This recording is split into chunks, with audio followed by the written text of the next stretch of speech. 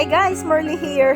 This is so exciting because I just harvested my third batch of potatoes. I almost filled a 5-gallon bucket with these potatoes from just a few plants. Look at that. I got some good sized taters. Got a lot of small ones, but that is fine. And then tomorrow we'll be planting another batch of potatoes.